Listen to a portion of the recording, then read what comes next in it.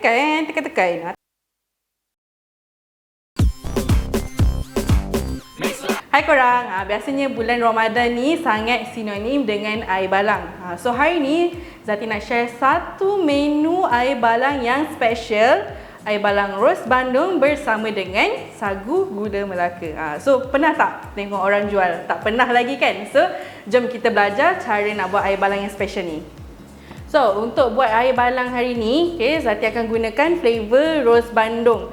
So flavor roast Bandung ni dia dalam kategori fruit series lah, walaupun nama dia roast Bandung. Yang ni flavor yang underrated. So untuk sukatan air balang yang hari ni Zati share, Zati akan buat sukatan untuk yang 10 liter tau. So 10 liter untuk serbuk dia, korang gunakan sebanyak dan lebih kurang 500 gram.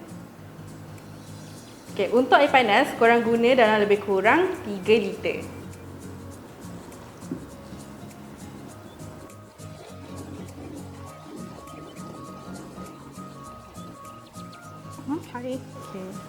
So kita kacau sampai dia larut. So kalau korang nak tahu, roast Bandung ni dia rasa dia berbeza sikit berbanding kalau kita guna yang sirap roast dan juga susu pekat, susu cair. Roast Bandung kita dia ada special sikit, bau roast dia, wangi dia lebih lagi, dan juga rasa bila kita guna roast Bandung punya flavor powder ni, rasa dia lebih creamy lah. Roast Bandung dia macam ada bau-bau macam Bandung soda. Air balang ni sangat sinonim dengan susu pekat, cuma kita tak guna terlalu banyak sangat. Kita guna dalam lebih kurang 2 tin susu pekat. So kita kacau-kacau lagi. Next kita penuhkan dengan ais. Untuk ais ni, kalau sebab dia balang 10 liter, so 10 liter dalam lebih kurang ais dia 5 kg. So nanti korang just gandakan dah ikut sukatan balang yang korang gunakan. Untuk susu cair pula, kita gunakan dalam 2 tin. So ini dah dia sagu dia, tapi yang ini kita guna warna hijaunya. Kalau korang nak guna sagu yang warna merah ataupun yang transparent Luxina punya pun boleh, tak ada masalah. Dan juga yang ini adalah air sirap gula Melaka. Sekarang ni kita masukkan sagu dulu kat dalam cawan. So kalau saya tak berapa recommend untuk korang terus letak sagu ni dalam air balang, takut dia kembang.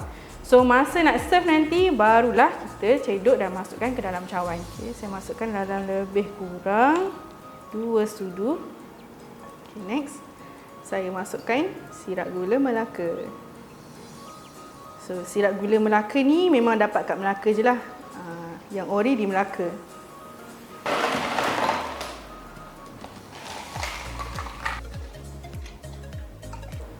So yang ni optional. Saya letak sikit lagi susu cair dekat atas.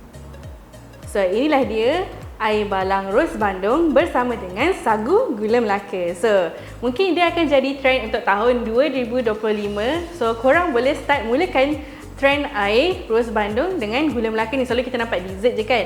So kali ni kita buat dalam version air balang, dalam versi yang minuman.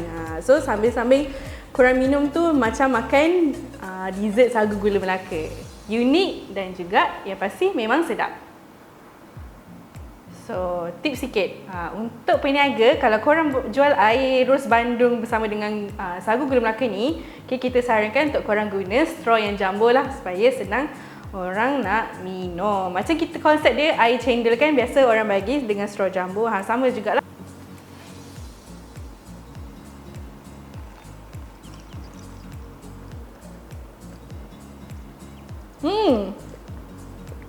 Sedap gila korang. Dia ada rasa creamy, tak terlalu manis, dan juga bau roast dia yang sangat-sangat orang kata wangi lah. So korang memang patut try cuba air roast Bandung bersama dengan sagu gula Melaka ni. Saya share lagi satu tip, kalau korang nak buat lagi refreshing, korang boleh letakkan sikit air sparkling yang tanpa gula lah. Kita suggest yang air soda yang tanpa gula. So dia akan rasa macam air soda Bandung. So jangan lupa follow kita dan juga jangan lupa like video ni. Bye bye, jumpa lagi.